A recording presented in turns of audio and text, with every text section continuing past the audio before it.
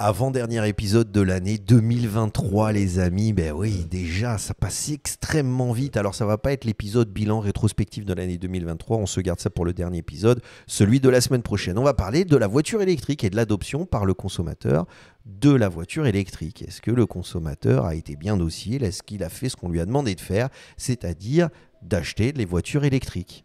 D'accord, c'est la question qu'on va se poser parce que je ne sais pas si vous vous souvenez, mais en début d'année, une loi est passée, c'est-à-dire c'était officiel, une mission, un objectif imposé aux constructeurs et marques automobiles, à savoir le tout électrique à horizon 2035. Et autant au début, les marques étaient très motivées par l'idée, très séduites, on sentait un engouement, d'ailleurs elles l'ont fait savoir, et certaines marques, elles l'ont fait tellement savoir que certaines marques disaient, vous me demandez 2035, moi en 2025, je suis au tout électrique. Parce que je suis le gentil, la crise climatique est un vrai problème, et nous les gentils, on ne veut surtout pas déroger à la règle, donc regardez, je suis tellement gentil que tu me demandes 2035, on va le faire en 2025. À part une marque qui doutait, qui disait, ouais les copains, est-ce que vous êtes vraiment sûrs de vous? On va voir laquelle, mais qui a été rejoint par d'autres marques, parce que ce qui s'est passé, c'est que le consommateur n'a pas été si docile que ça, en fait, finalement.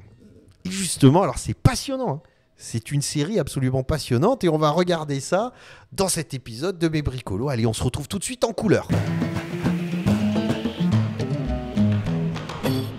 En couleur et en musique, assalamu alaikum, bienvenue à tous dans ce nouvel épisode de Mes Bricolos, épisode numéro 17 de la saison 4. Comment vont mes bricologistes préférés? Comment ça va les copains? Est-ce que vous avez passé une merveilleuse semaine? Moi ça me fait toujours très très plaisir de vous retrouver, vous le savez maintenant, c'est notre petit rituel hebdomadaire, toute l'année 2023. J'ai pas raté une semaine, d'accord? Toute l'année 2023, un épisode de Mes Bricolos. Alors c'est le moment, comme on arrive à la fin et que vraiment, vous avez vu un petit peu moi aussi, je m'engage quand je dis que je fais un épisode toutes les semaines, je rate pas une semaine. Donc, abonnez-vous les amis. Prenez 3 secondes de votre temps, cliquez sur le petit pouce en l'air, le petit abonnement et cliquez sur la petite cloche. C'est un effet que j'ai introduit cette année aussi, donc rien que pour ça les gars, abonnez-vous, tu vois. Ah là là là là. Donc, le principe de ces épisodes de Mes Bricolos, c'est qu'on se retrouve pour commenter, discuter, échanger sur les dernières actualités de la création, de l'innovation et du design. Et là, ce qui est intéressant, c'est que ces dernières semaines, il s'est passé tellement de choses, justement, avec tellement de marques automobiles qui ont commencé à se dire « Ouais, enfin bon », et qui ont commencé à annoncer publiquement à base de communiqués de presse que finalement, le tout électrique 2035, c'est chaud patate. Et on va voir pourquoi. Non mais les gars, c'est vraiment passionnant. C'est passionnant. Alors, ce qu'il faut savoir, parce qu'il faut comprendre, il faut le mettre en perspective. Euronews qui lance cette actualité, l'Union européenne valide la fin des moteurs thermiques en 2035. Alors tu me dis, c'est l'Union européenne, c'est pas la planète. Moi, au Maroc, il n'y a pas une loi qui est passée pour interdire à horizon 2035 de la voiture thermique. Non, non, non. C'est pas encore le cas. J'ai envie de te dire, heureusement d'ailleurs. Mais l'Union européenne, c'est quand même la plus grande... je pense que c'est là où il y a le plus grand nombre de fabricants. Je veux dire, tu as Volkswagen, Peugeot, Renault, Citroën, Audi, Mercedes et j'en passe. Donc, si tu veux, il y a beaucoup de constructeurs. Fiat, Alfa Romeo, il y a beaucoup de constructeurs automobiles qui sont en Europe. Donc pour eux, ils sont directement touchés. Donc t'imagines bien quand tu as l'Union européenne qui te dit les gars, maintenant c'est terminé, en 2035, vous ne pourrez plus vendre de voitures thermiques sur le sol européen. Tu comprends bien que les marques qui font partie de cette communauté européenne te disent oui. Et puis en plus, ça va à grands coups de attention, crise climatique. Donc c'est une marque d'une certaine façon qui dit qu'elle n'est pas vraiment d'accord avec ça, va passer pour la marque qui veut polluer la planète, qui n'a aucune considération pour l'humanité, etc., etc. Parce que là, c'est gaz à effet de serre, l'automobile. Mais bon, la question, c'est que on peut se poser vraiment, est-ce que le passé du thermique à l'électrique est la solution? D'accord?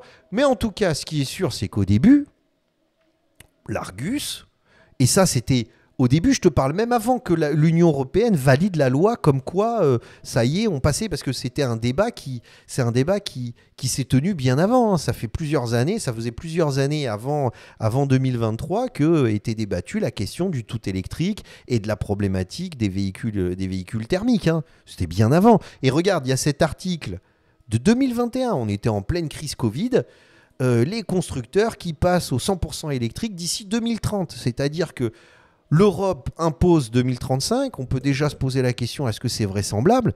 Mais les marques automobiles, elles n'étaient pas en train de questionner cette problématique, hein, elles étaient à fond. Hein. Si tu regardes, je vous ai sélectionné cet article parce qu'il met en avant toutes les marques automobiles Volvo, eux, c'était 2025. Hein. C'est-à-dire, c'était même pas 2035, ils se sont dit, non, mais nous, il nous faut même pas 5 ans et on sera au tout électrique. D'accord ? Après, tu avais d'autres marques qui paraissaient quasiment raisonnables à côté de Volvo. Hein. Tu as Citroën, tu as Ford qui disait 2030, tu as Peugeot.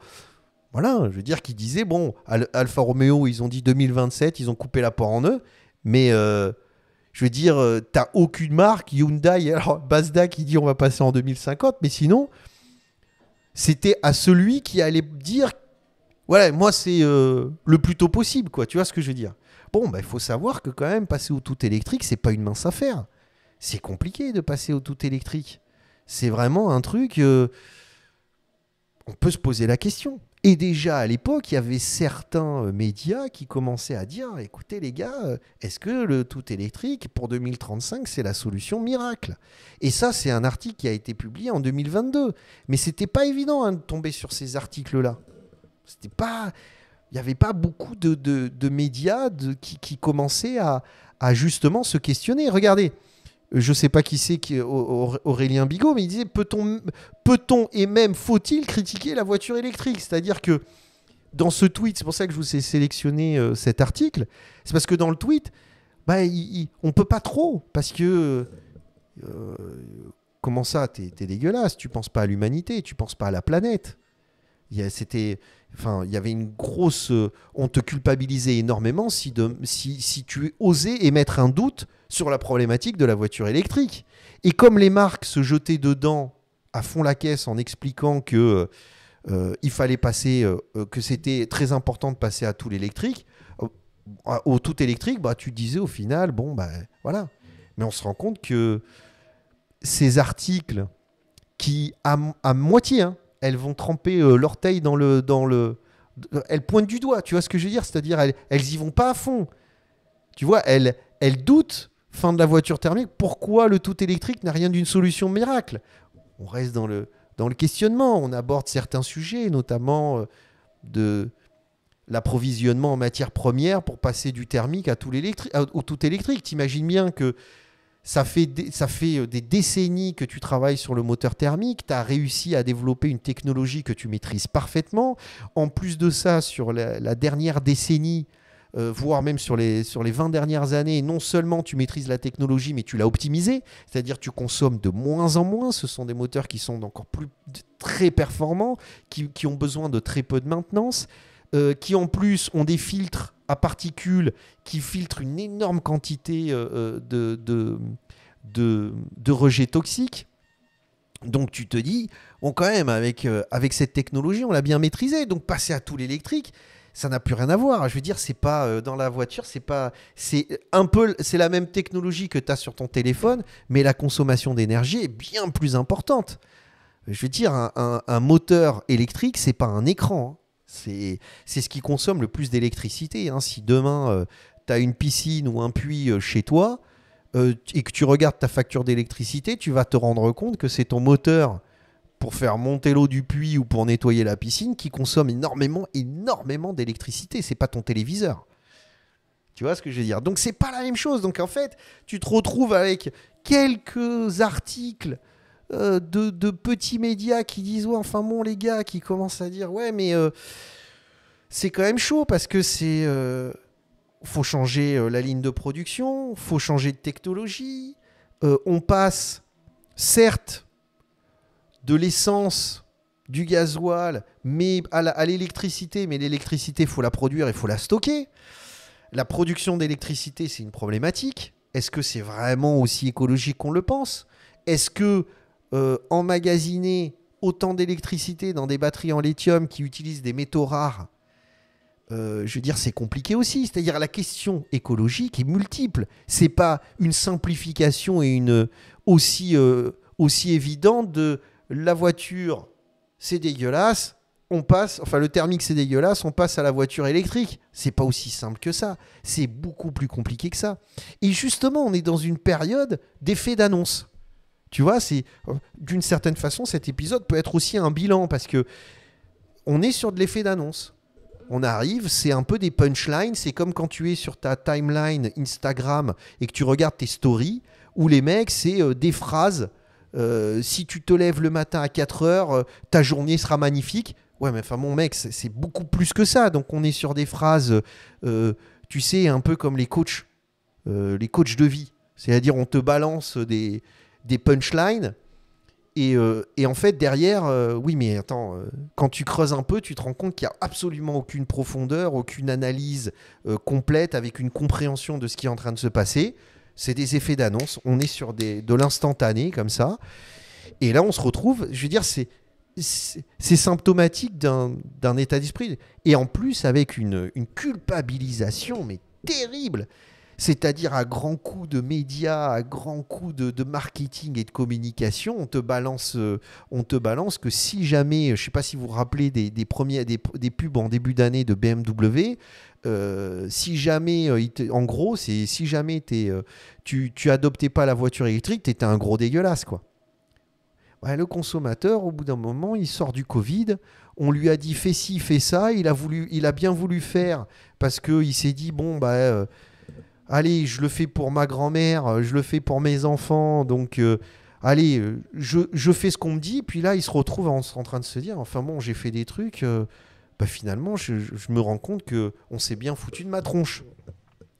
Et qu'il en revient et que là, aujourd'hui, on lui fait on lui sert la même soupe avec la problématique climatique. Et le gars, il commence à dire enfin bon, je suis peut-être pas sûr. Et le porte-étendard de ce doute, ça a été quand même Toyota, qui dès le début a dit ouais, non, mais non, le tout électrique n'est pas la solution. Ils ont même fait une étude, ils ont même fait une conférence où ils ont dit vraiment, les gars, la problématique climatique, c'est une problématique réelle. Hein. La crise climatique est une crise réelle, sincère. Je veux dire, mais les solutions qui sont proposées ne sont pas forcément les bonnes. Et pourquoi on propose ces solutions-là? Pourquoi on oblige ça? Quel est l'agenda qui est derrière? Il y a peut-être des lobbies, il y a peut-être encore une fois. Tu vois ce que je veux dire? Et Toyota qui dit bon, alors c'est un constructeur automobile, tu peux te douter de sa légitimité. Mais en tout cas, Toyota est arrivé en disant il y a des problèmes de la production des batteries, il y a des problèmes sur justement les bornes de recharge, le temps de recharge. Je te donne un exemple. Tu pars de Rabat, tu vas à Marrakech. C'est la période estivale. Marrakech est un lieu touristique où beaucoup de Marocains se rendent pendant les fêtes de fin d'année parce que c'est un endroit qui est très sympathique, très festif, où il y a beaucoup d'hôtels, de restaurants, etc. Donc tu as des Marocains de Tanger, de Rabat, de Casa qui viennent passer leurs vacances à Marrakech. Bon, Casa, c'est 250 km. Tu as une voiture électrique, tu peux encore arriver à rejoindre les deux bouts. Mais si tu es à Rabat, voire un peu plus loin que Rabat, c'est foutu. Mais si tout le monde décide de partir en vacances en même temps, ce qui est souvent le cas, tu finis le vendredi, tu te dis allez, on part samedi matin, le temps de ranger les affaires des enfants, de te préparer un petit peu, tu pars le samedi matin. Et quand tu as toutes les voitures qui partent en même temps, elles arrivent au bout d'un moment, elles vont se retrouver dans la problématique de pouvoir recharger leur batterie. Elles vont passer, mais c'est 20 minutes, c'est pas je passe à la pompe. Donc des fois, quand tu es en pleine vacances et que tu t'arrêtes à une station-service et que tu vois la queue qu'il y a de 3-4 voitures pour mettre de l'essence dans ta voiture, ces 3-4 voitures, tu sais que ça va assez vite. Mais quand ça fait 20 minutes et que tu as 3 voitures devant toi, je veux dire, t'en as pour 1h30. C'est pas le même délire, les gars. Tu vois ce que je veux dire? Donc il y a plein de problématiques comme ça, il y a plein de choses qui sont des questions réelles. Et Toyota avait déjà expliqué que l'hybride était la solution. Il y avait d'autres technologies qui pouvaient être adoptées et justement qui seraient une alternative à l'énergie fossile. D'accord, donc ils essayaient de développer des moteurs différents, essayaient de développer sur des technologies et sur des approches différentes. Et je pense que c'est une approche qui est intéressante. C'est-à-dire que c'est vrai qu'aujourd'hui, force est de constater que le tout électrique n'est pas la solution, mais qu'il peut y avoir différentes solutions et que peut-être que combiner différentes solutions peut avoir une réponse intéressante et une réponse pertinente. En tout cas, Toyota, à l'époque, c'était un petit peu le mouton noir. C'est-à-dire qu'on lui reprochait, on disait c'est pas bien. Alors encore une fois, c'est un constructeur, donc il prêche pour sa paroisse, tu vas me dire. Mais c'était pas les seuls. On a vu dans les articles précédents que finalement, il y avait pas mal de personnes aussi qui doutaient. Alors dans les grands médias mainstream, les médias historiques, ils n'aiment pas qu'on les appelle mainstream, donc dans les médias historiques, eux, ils étaient pour le passage à tout l'électrique, fallait surtout pas remettre en question ça, il était hors de question.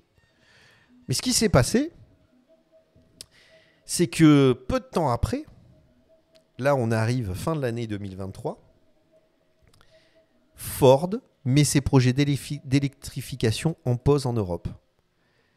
D'accord ? Alors pour la petite anecdote, l'article que je vous avais montré au début, Ford, ils avaient prévu en 2030.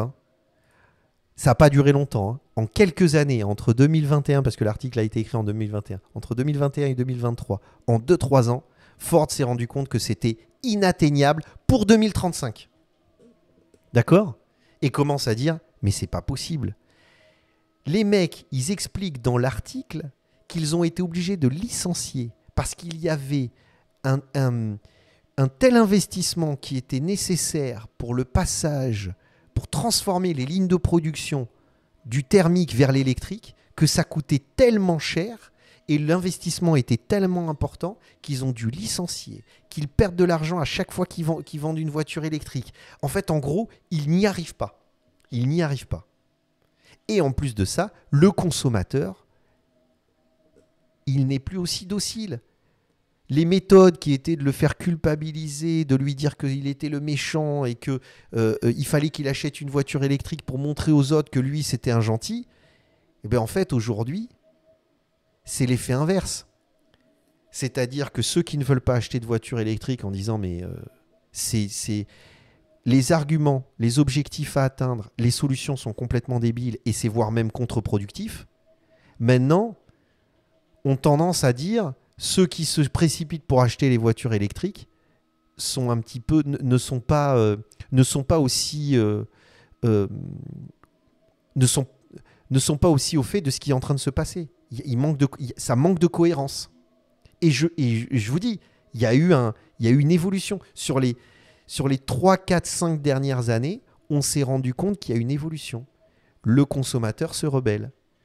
C'est pas parce que des grandes marques où certains dirigeants imposent des choses, et en plus l'imposent avec une manipulation psychologique qui est à la limite de la perversion, que forcément le consommateur maintenant s'y plie. Il n'est plus aussi soumis. Et c'est, à mon avis, une bonne chose. D'accord ? Et ça n'enlève pas le problème de la crise climatique, ça n'enlève pas le problème de différentes situations et enjeux à régler. Ça, j'en suis parfaitement conscient.